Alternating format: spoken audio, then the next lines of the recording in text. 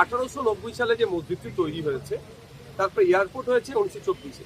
এই কথাটার আমি ঘোর বিরোধী যে এয়ারপোর্ট প্রিমিসেসের মধ্যে মসজিদ, বরঞ্চ মসজিদের প্রিমিসেসে এয়ারপোর্ট এসে গেল, এই কথাটা বলা দরকার। তবে হ্যাঁ, অনেক কটা বিষয় থাকছে, নিরাপত্তার বিষয় থাকছে, থার্ড লেন তৈরি করার, রানওয়ে তৈরি করার বিষয় থাকছে, এবং মুসলিমদের ধর্মীয় উপাসনাকে রক্ষারও একটা প্রশ্ন থেকে যাচ্ছে।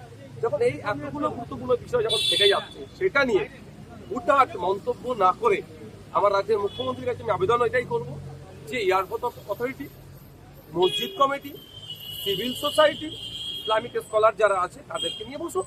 আমার বিশ্বাস এটা একটা সুন্দর ওয়ে আউট হবে।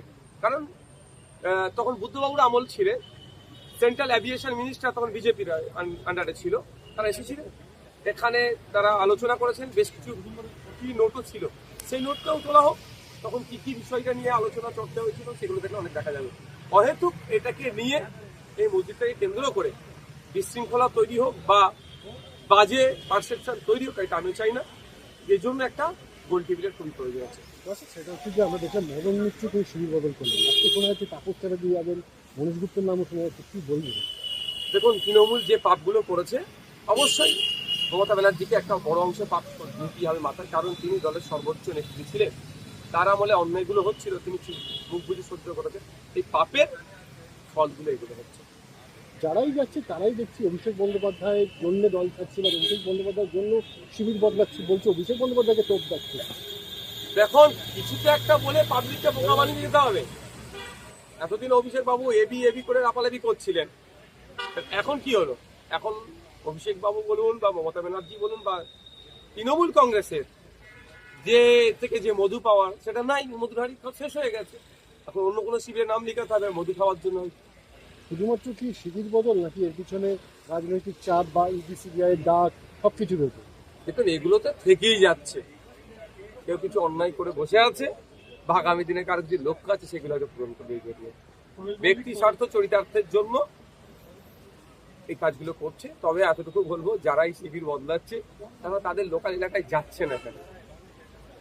যারা ভোট দিয়ে নির্বাচিত করেছেন তারাও একটু তাদেরকে দেখতে চাইছে, যাচ্ছে না কেন?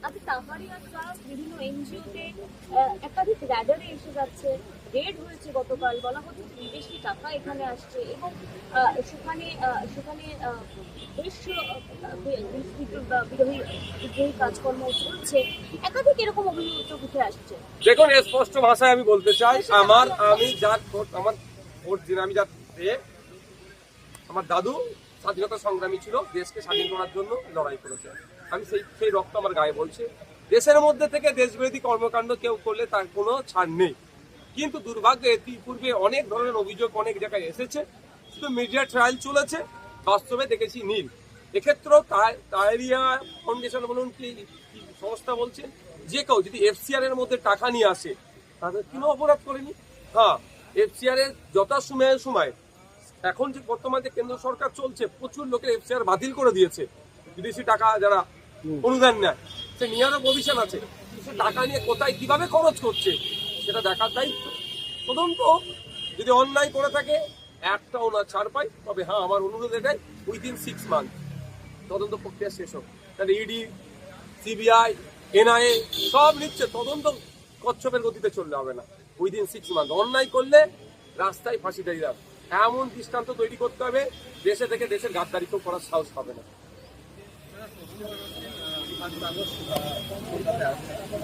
কি করবো তার জন্য? আমি কি করবো তার জন্য? শোনো, একটা কথা বলি, বিজেপি তার প্রমিসগুলো যেগুলো করেছে ফেলিওর, উন্নয়নের ডাঙ্গা বাজাচ্ছে ফেলিওর, 3 মাসে সেরকম ভাবে কিছু করাতে পারেনি।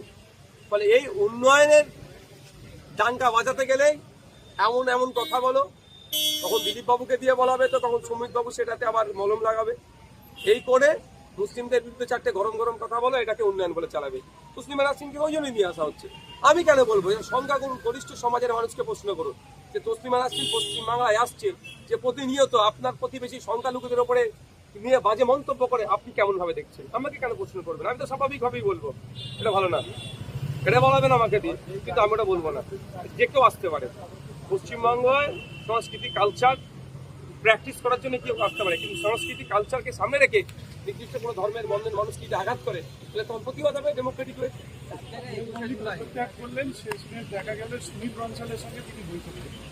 আমি অনেক আগে বলেছি এই ধরনের যারা এই সিনেমা জগতের আছে তাদেরকে দিয়ে এই ধরনের পলিটিক্স হয় না। হ্যাঁ, সেটা যদি পুরোপুরি যদি আসে তখন কারণ এরা একটা জগৎ সামলাচ্ছে, আবার এই পলিটিক্সটা তো ওর থেকে বড় বড় ফিট তারা সামলাতে পারবে না, অনেক আগে বলেছি ফল আছে এটা। আমি কয়েক জায়গায় বলে অসুবিধা কি আছে, পাওয়া যাবে।